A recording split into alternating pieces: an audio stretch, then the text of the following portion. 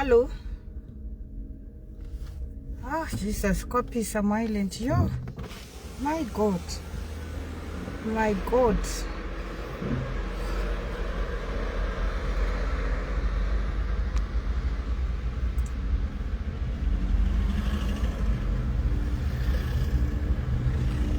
Facebook yangu mazaona haiburitsi comments ndosaka ndichizotizira ku TikTok.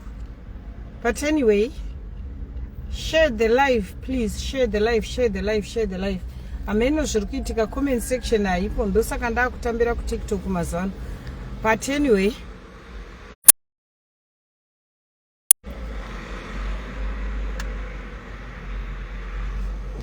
comment section haitoripo zvachose. Anyway, handisi kugarisa. Ndichangoti mwinyingu. Share live ndimakati uya ku Facebook. Facebook munoona hamushei. Ndosaka ndichizoenda zvangu ku TikTok. Plus amenoti network rikawo tiritori page racho. Comment section haisi kuoneka zvachose. Ya comment section yauya. Yes Scott Kupa. Urisei. Handisi kugarisa panapa.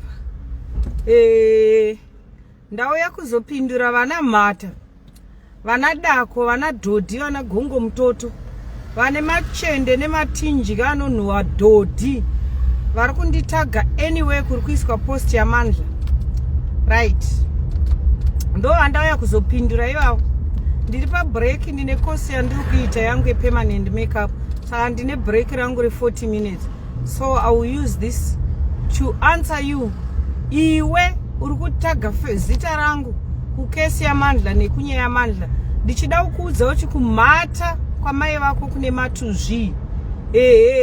Mandla is my friend and nothing will change that.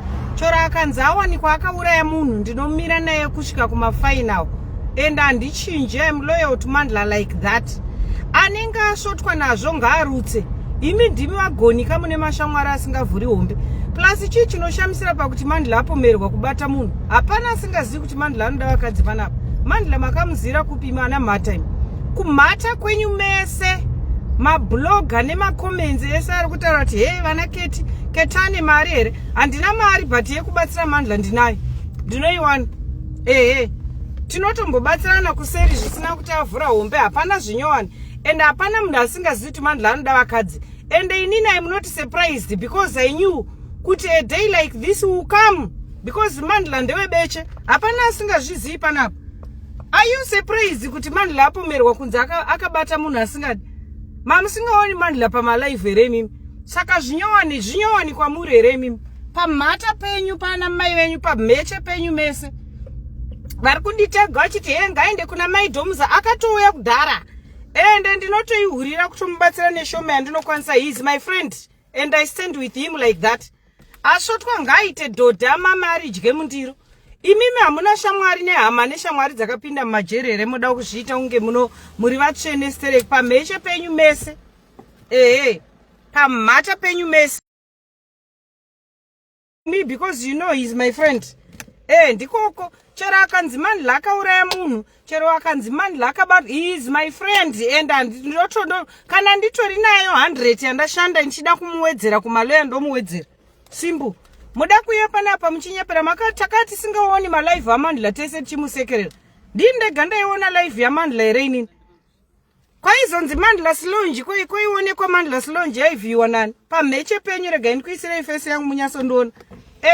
ndiri shamwari yaMandla and handimborambi Mandla because avhura hombe. Kana achipinda mujerijeri rakavhurirwa vanhu achapinda achibuda. Nothing is new. Hapana chinoshamisira pakuti and it's not something chekuti mungavhunduke imimi maenda kuMandla's Lounge muchinowombera maoko Mandla achiburisa mboro. Pana asingazivi mboro yaMandla. Chama kutega kuti ketina indinde ganda ivhiwa Mandla achiburisa mboro kuInstagram. Ma views aibvepi. Dinda ivhiwa Mandla ndegere. Inga maivhiwa wani muchiti baba Bonzo Mandla akanobuda kuUK achiratidza mboro, akabuda kuSouth Africa, kwese kwaiuya. Tani samu maita ma 20k viewers muchivhiwa. Nasi makuda kuya muchiti keti saka indinda kabata mboro yaMandla kuAmerica. Ndikati Mandla chishira munhu. Azvisi zvinyowani. Imimi mese munoenda ndosaka zvichizonzi maloya kamaloya ndeiko. Ndeye kunomirira vanhu vamwe rimwe loya rinotomirira munhu richitoziva kuti munhu mhosva akaita. Hapana zvaunondiita enda ndichinji kuita shamwari yaMandla because avhura hombe. Hapana munhu asingazivi kuti Mandla anoda vakadzi. Ende inini personally ndaigara ndichitoudza Mandla kuti be very careful. One day uchavatana nevanhu vakadhakwa mangwana vakamuka vachichinja. Saka kumhata kwenyu mese imimi vari kuti ketane mari here, maidhomuza ane mari here, uda kumezha mari yangu pakuita sei pacho. Mandla is my friend, full stop. He is my friend. Kana akanzi lawyer kunzi nyaya dzake dzibatsirike ari kudiwa 5,000, I will contribute even ikaita $20, even ikaita 50, even ikaita 100 because he is my friend. Ndine time yandinotomboomerwa ndoti Mandla ndipo 100 shamwari achindipa. Iye ane time yaanotomboomerwa ari paAfrica pauti shamwari mari yedoro yapera ndisiro ndichimupa. We are friends like that. Manzwa pabeche penyu mese vanhu vari kufunga kuti ndichasiya Mandla kana unichamupandukira just because avhura hombe. Hakusi kutanga kwaMandla kuvhura hombe. KuUK yuko makaona Mandla akaburitsa mboro yake kudai akabatwa naSabina. Vakadzi vangani Mandla makamuona achiita live achitaura kuti vakadzi andakarara navo vanorara 100 vamwe ndakakanganwa kuverenga. Imimi ndimune muchivhiwa. Ini ndoenda palive naMandla chipengai muchivhiwa. Nhasi makuda kuya muchimisa meche dzenyu mese dzine matuzvi mazvinzwa. Kumhata kwenyu kumhata kwana mai venyu kune madzibwa. Mikosha yenyu mese mikongonyi nenyu mugodhoi. Mandla ane shamwari dzake dzinomuda. Dzichamubatsira. Hapana ati zvakaita zviri right. Hatisi kutaura kuti kana akazviita zviri right kana kuti zviri wrong. Tiri kutaura kuti inini I will stand with my friend through thick and thin. Kana achipinda mujeri racho kana ndichakwira mundege kuenda unomuigira sadza kujeri rekuAmerica ndokwira because he is my friend. Musambofunge zvenyu kuti ndiri kuona uchinditaga stereke ketina Mandla asi Brandon wekuti unonditaga kuti ona zvaita mwana wako. Mandla is my friend just like me. Indogara ndiri kukoti muIsland last week chaiyo ndaive mukoti yedrink driving. Munodii kutaga Mandla kuti hoyo shamwari yako yavhura hombe. Moda unyebera kuzungaira pameche penyu vanhu vese vanga vachinditaga vachiti vanhu vekuTemsam Mandla anodiwa kuIsland. Forget zvese zvataiti Temsam icontent yeye anodiwa nana Kefi nana Nosta nevanhu vese vanoziva kuti vakasumudzwa naMandla zvisina godo kana utsinye. Saka pameche penyu ende nevakadzi vacho munonyanya kukara zvinhu futi pamhata penyu mese. Saka usauye panapo ugofunga kuti ini ndichatya kuti hanzi handichadi kumira naMandla nenyaya yekuti nyaya yemboro. Nyaya yemboro yeMandla izinyowani kuMandla's Lounge chaiko taitozi Mandla tomuziya nekuti mboro yake ukasekerera unosvirwa. Hapana munhu asingazvizivi izvozvo izvi. Munganyebere kuzungaira zvenyu. Hapana munhu asingazivi kuti Mandla as long uide buri ukasekerera anokusvira chaiko Mandla haana basa kuti muri mashamwari kana uchii. Hazvisi zvinyowana, hazvisi zvinhu zvingakuvhundutsai. Chaya kufambira nyaya dzevanhu vari kudzingwa kuSouth Africa maakuda kufambira nyaya dzemboro yemunhu. Saka inini vamuri kutaga muchiti nhaiwe ketina nhai mamuchida kuti ndiite seiko ndiende kuAmerica ndinocheka mboro yaMandla ndodzoka naye kuIsland here kumhata kwenyu kune matuzvi. Munhu wese anga achinditaga achiti Island ketina ane mari here. Mari yauri kundibvunza ndeyechiko yauri kubvunza kuti ketina ane mari here. Mari yekurarama ndinayo hauzivi kuti ndine clinic nesalon here. Izvezvi right now kose yandiri kuita ndakaibvisira 2,500 permanent makeup. Kana ndikaita munhu 1 mapermanent brows nemalipsi 600. So yekubatsira Mandla ndinayo.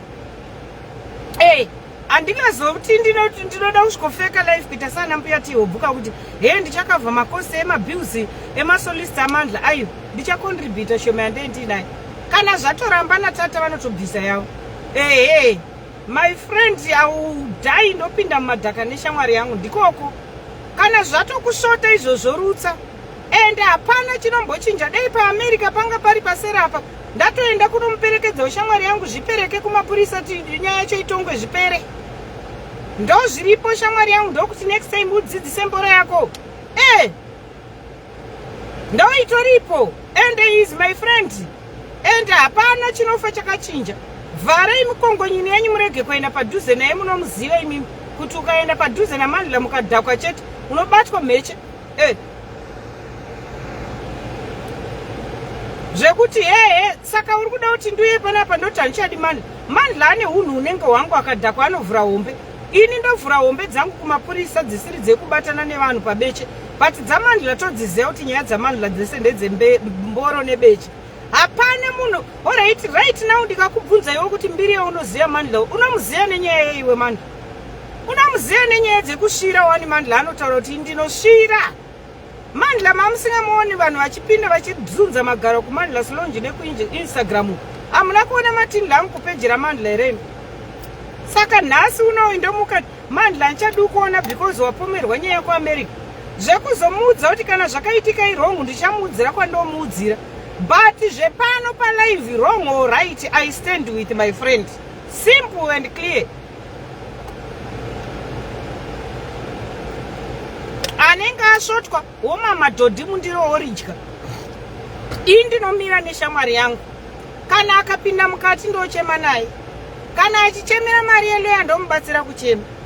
Kana achimamira mundiro ndomamira mundiro naye. Inini ndiri kumira naMandla publicly. Anenge ashotwa ngauye kwaIland andirova. Hapana zvamunondiita munongogumira pakunditaga mapeji. Zvekuti ketani mari here ritori drama because unotoona kuti nemota yemagetsi. Hakuna munhu anofamba nemota inochadywa nemagetsi asina mari. Inoita mari mota inochadywa nemagetsi. Ndowana mari yekutenga mota inochadywa nemagetsi, ndoshaya mari yekudoneta 100 kana 200 kuti shamwari yangu batane papapa ubatsire kumafinance emaloya. Akapora mhosva zviriko zvinowanika. Ko chikurubhu yekuZimbabwe yakazara vanhu zvinyowane ndiye atanga nazve. Kumhata kwenyu mhanimi vanhu vari kunditaga. Kana wanga uchifunga kuti nini ndirichaipi naiswa pressure Mandla anchatombodi kutamba nekuti wakanzi wakazoshira vanhu. Chichi Mandla ndomutsiudza kusere after apedza kudhila nesituation yacho kuti shamwari ndakambokuudza kuti tsvaga decent girlfriend udzikame vakadzi avo vapedzi mabura. Car finance yacho inobhadharwa shamwari. Inini my car I pay 636 euros a month. Car finance inobhadharwa. Let me correct you. Iwewe dofo. Munhu asina mari chaiyo hakwanisi kutora mota yefinance because they check your background kuti can you afford. Advantage yekutora mota yekuti unoibhadhara finance, first of all you pay deposit. Inini mota yangu ndakaibhadhara deposit 7,000 euros and I pay 636 euros every month. And kana usina mari haukwanisi kubhadhara deposit ye 7,000 euros. Kana usina income yakakwana haukwanisi kubhadhara 636 euros a month. Kana uchida ndokuratidza V11 kuti my car was paid a deposit of 7,000 euros 2024 iri latest brand new and every month I pay 636. Before they give you their car, they check first kuti can you afford that figure. 1. 2. Advantage yatinodira kutora mota dziri latest maka is because atidi kuenda ku NCT after every 2 years you take a new one. 3. Mota ye finance izvezvi mota yangu mangwana inenge iri ku Ford garage free of service. So tine ma advantages atinodira kutora mota dze finance. Ukaenda yekunotenga yekeshi ikafa unoswera uchinetseka kuenda kugarage. Ma-Irish vanobva kudza kuti garage hatina makanika anozvigona kana kuti you were fully booked, you have to book next month. Chichichi. Inini I prefer mota yefinance because mota yangu ikafa ndoenda pagarage ndonopuhwa imwe yekureplace.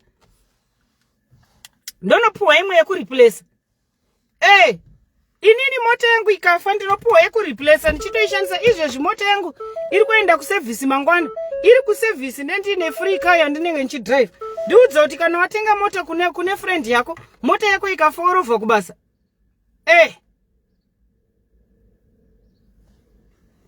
Saka kune madofa enenge achiti finance. Munhu anotori pamota yefinance can afford it. Finance haitorwi nana Musvuganda. Unonotora mota inoita 60,000 usina mari yekuibhadhara neibhadhara nei.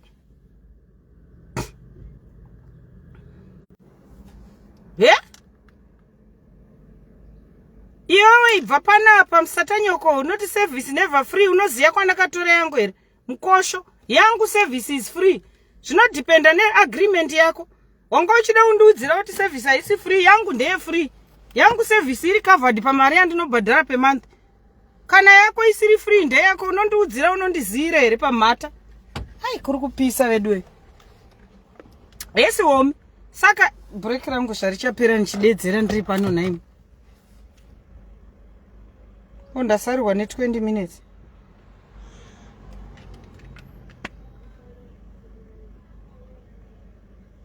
Saka pamata pevanhu vese anga vachinditaga panhau yamandla. Ndo nyaya iripo yefinance ratodhirama iri. Unoswera uchiitisana nharo nemunhu asingatozivi kuti finance yacho chii. Hanzi keti kutuka onesandi. Aiwa ndasingadi kutuka nditori busy nezvandiri kuita. Ndakatopaka pashopu pandoda kupinda. But ningirikiri kumhata kwamaibwanya fokofu kamuchacha zibecheri nematuzvi mukongonyini mukosho washumba mukosho watiti mukosho wafifi kumhata kweketi family anenge asvotwa ngaapinde murodhawo yekwaisland musatanyoko mugodhoi mazipeche enyu mese anonhuhwa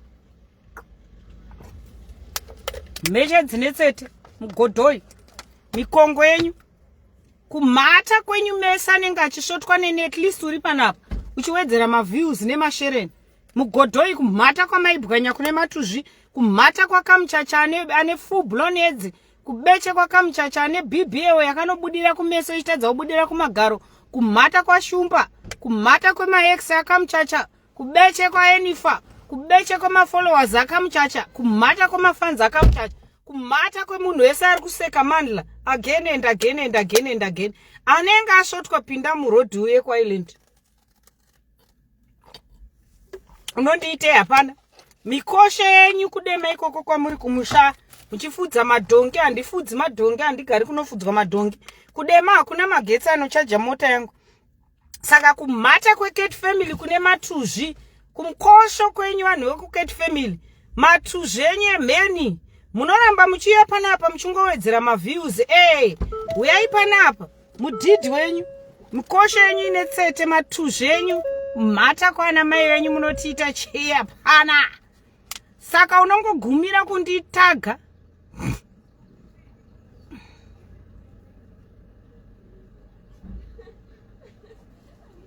kubeche zvenyu zvekuda kufunga kuti saka iwewe unofungidzira kuti mandla haana hama neshamwari dzinomuda. Anadzo including inini pamheche peketi family mukosho yenyu ine matuzvi. Pemberera istereki muchamuona mandla wacho tichingondeya naye mumastreet. Chamuona tichindeya mumastreet.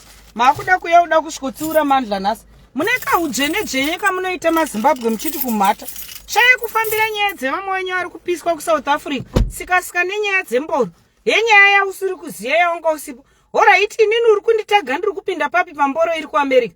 Ini ndini ndaibata mboro yamandla nchiti shiraini. Musata nyoko wenyu mese. Kumhata kwamaibwanya kubeche kwakamuchacha kune mazino zibeche rakamuchacha rine honye zibeche rakamuchacha rakaramba kudaira BBL mwiri unenge shato mwiri unenge unoda kukweshwa nesendipepa kufuta kunge chidhuna mutuna musata nyoko wemafanzi akamuchacha musata nyoko wadhokta akaisa kamuchacha BBL yakaramba kushanda kumhata kwevanhu vese vanosapota international mbavha kumhata kwematako akamuchacha akaramba kubatira BBO ane full blown AIDS pamheche penyu mese. Mikosho yenyu ine matuzvi ana mai venyu emheni mikosho yenyu mukongonyini mugodhoi midhidhi.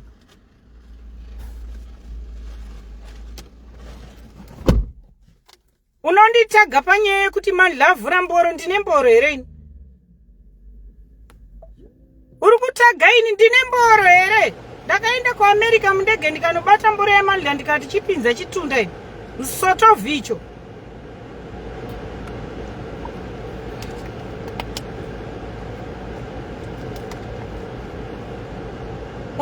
unotogumira munhingirikiri inonzi chi, unotogumira mughost, ndati pamheche pakamuchacha pakasvipwa nevarume